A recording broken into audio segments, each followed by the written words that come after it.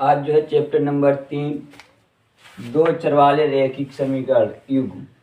इसमें जो important question जो हैं वो हम आपको चार्ट के कुछ देंगे, उन्हें जो है घर पे लगाना होगा। उसके बाद जो सवाल ना लगें वो जो है बताना होगा, उसका जो है वीडियो भी हम डालेंगे। इस नंबर पर संपर्क करें।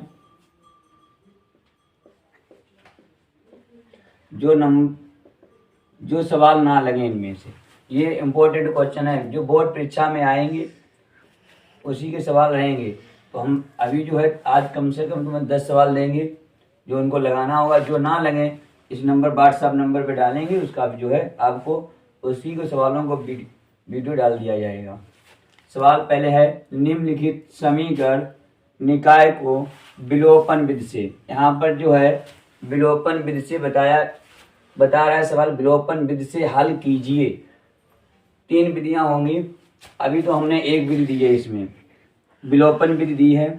वो एक प्रतिस्थापन विधि होगी, एक वर्गफलन विधि होगी। 3 विधियां होती हैं, उनमें से पहले हमने एक सवाल विलोपन विधि का दिया है, उससे हल करना होगा। विलोपन विधि से जो हल करेंगे, सवाल हमारा मान लीजिए x/2 + 2y/3 + 1 = 0, x - y/3 = 3। इसी सवाल को समीकरण, इसे जो है एल्सियम लेकर के समीकरण बनाएंगे, उसके बाद में हल करेंगे। हल करके फिर x y के मान निकालना, फिर उसके बाद में देखना हमारा आंसर आ रहा है कि नहीं आ रहा है। जब ना आए तो बताना होगा। इसके बाद दो संख्याओं का अंतर, दूसरा सवाल है जो पेपर में अधिकतर आता हुआ है, कई बार आया हुआ है। दो संख्याओं का अंतर 26 है। एक संख्या दूसरी संख्या की 3 गुनी है। एक संख्या जो है वो दूसरी संख्या की 3 गुनी है। इस सवाल को, ये क्वेश्चन जो आएंगे, ये भी क्वेश्चन बड़ा इंपॉर्टेंट है। ये भी देखो, सभी इंपॉर्टेंट ही क्वेश्चन देंगे हम जो पेपर की तैयारी करने के लिए, इसमें आपको काफ़ी जो है सवाल देंगे। इसके बाद जो है क्वेश्चन नंबर 3, दो संपूरक कोणों में बड़ा कोण छोटे कोण से 36 डिग्री अधिक है, कोण ज्ञात कीजिए। कोण ज्ञात कीजिए। इस सवाल को हम किस तरीके से लगाएंगे, तो इसे भी जो है मान के लगाएंगे। एक्स वाई, छोटा कोण एक्स, बड़ा कोण वाई, इसे भी लगाएंगे। इसके बाद में हल करेंगे। देखना होगा हमारी ये तैयारी है, उसमें सवाल है या नहीं है। अगर नहीं तैयार किया है तो इस सवाल को तैयार करेंगे। इसके बाद फिर एक सवाल है, दो संख्याओं का योगफल। उसमें बेटा था अंतर, इसमें था अंतर, तो इस सवाल में हमने अंतर का एक सवाल रखा और यहाँ पर है योगफल। अंतर माने होता है घटाना, तो वहां पर घटाया जाएगा। यहाँ पर योगफल माने होता है योग, यानी जोड़ा जाएगा, यानी योगफल 85 है। यदि बड़ी संख्या छोटी संख्या के 4 गुने से 5 अधिक है तो संख्याएं ज्ञात कीजिए। तो इस सवाल को भी हल करेंगे और देखेंगे हल होगा या हमसे नहीं होगा।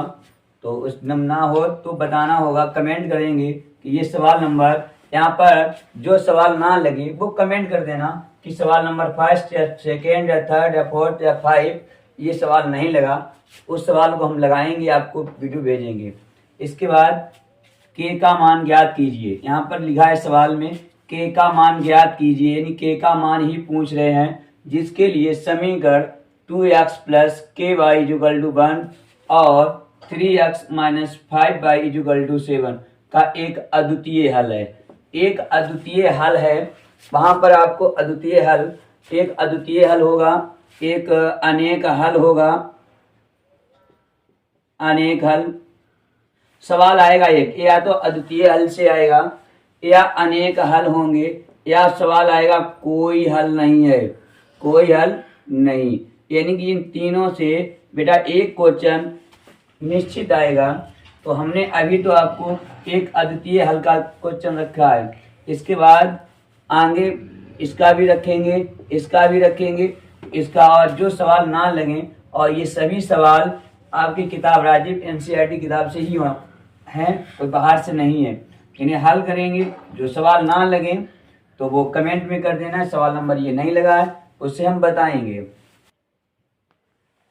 क्वेश्चन नंबर 6 जो है वो लिखा हुआ है, एक भिन्न 1/3 हो जाती है जब उसके अंश में 1 जोड़ दिया जाता है और वह 1/4 हो जाती है जब उसके हर से 1 घटा दिया जाता है, 1 घटाया जाता है।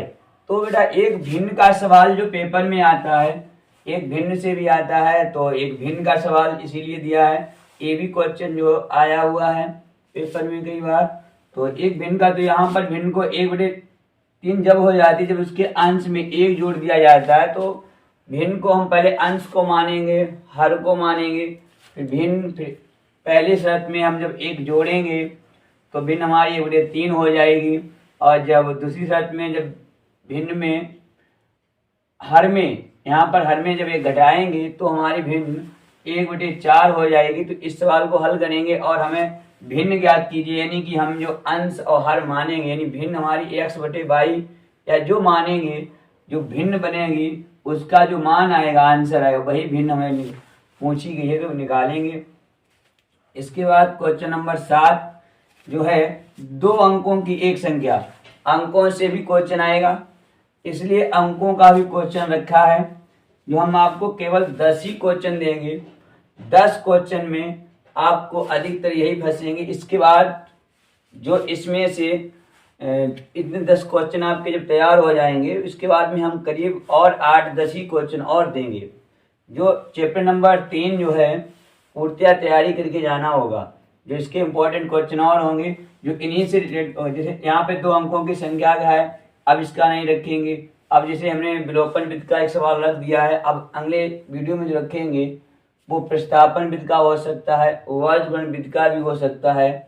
इसके बाद जो अद्वितीय का रखा था, उसके बाद अनेक हल हैं, कोई हल नहीं है, उनमें से क्वेश्चन आते हैं तो उनका रखा जाएगा।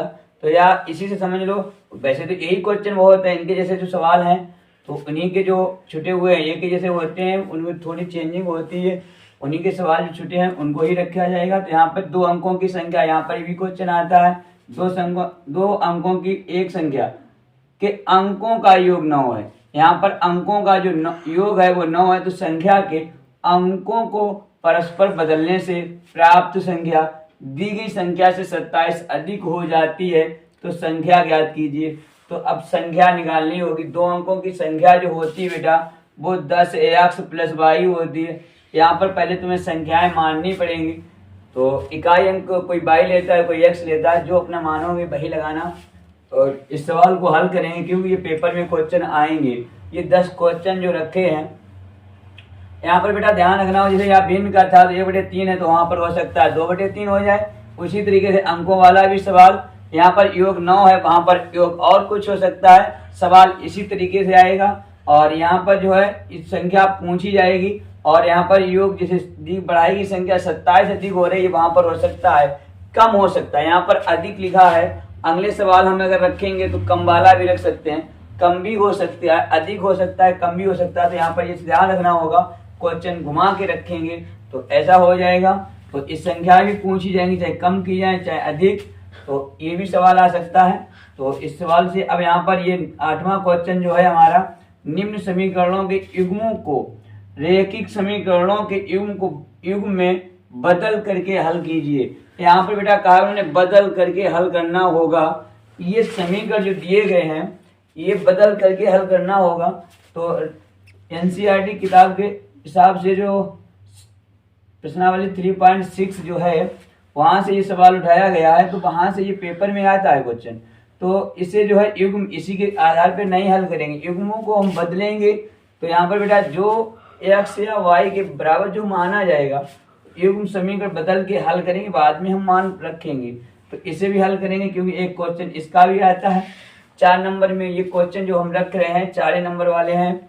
इसके बाद क्वेश्चन नंबर 9 जो है 9 नंबर सवाल है, ग्राफीय विधि द्वारा दिखाइए। यहाँ पर ग्राफ विधि द्वारा दिखाइए कि रैखिक समीकरण निकाय, ये समीकरण दिया गया निकाय 3x - y = 2 और 9x - 3y = 6 के अनंता अनेक हल होंगे। देखो यहाँ पर एक अनेक हल होकर आ गया सवाल, ठीक है। इसे हल करेंगे, यहाँ से हम ग्राफ बनाना पड़ेगा।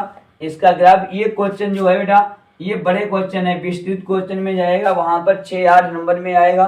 तो इस सवाल को बड़ा ध्यान से लगाना होगा। इसे भी आपकी अगर तैयारी होगी तभी लगा सकते हो, अगर तैयारी नहीं होगी तो नहीं लगाइए। अगर नहीं तैयारी है तो ये 10 क्वेश्चन जो हमने आपको यहाँ पर दिए हैं, एक 10 नंबर ये देख लो बेटा, लास्ट 10 नंबर है।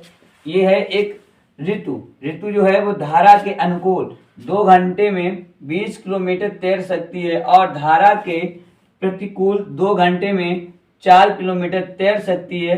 उसकी स्थिर जल में तैरने की चाल तथा धारा की चाल ज्ञात कीजिए। हमसे यहाँ पे दोनों चाल है, यानी कि तैरने की चाल और धारा की चाल दोनों पूछी गई है। तो यहाँ पे मानेंगे किसी को, अगर तैरने की चाल x मानेंगे तो धारा की चाल y होगी, तो इसे भी लगाएंगे। ये भी विस्तृत क्वेश्चन है। देखो धारा से भी हमने उठाया क्वेश्चन, ऋतु जो यहाँ पर वो भी आ गया, इसके ग्राफ से भी क्वेश्चन उठा लिया जो बड़े क्वेश्चन आएगा। इसके बाद युग्म बदलने पर भी हो सकता है, युग्म में और है नहीं सवाल और आते हैं उनको भी देंगे आगे। तो वहां से भी हमने उठा लिया क्वेश्चन, अंकों से भी उठा लिया, भिन्न से भी उठा लिया।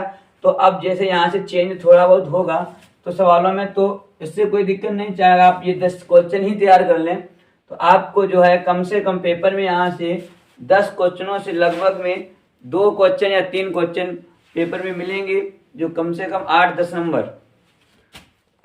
नंबर जो मिल जाएंगे। तो इन 10 क्वेश्चनों को तैयार करना होगा। अभी टाइम है तो आप पढ़ सकते हैं, और अगर जो क्वेश्चन ना लगे, ना समझ में आए तो वो हमारे कमेंट में आकर के सवाल संख्या डालेंगे, हम आपको वीडियो भेज देंगे।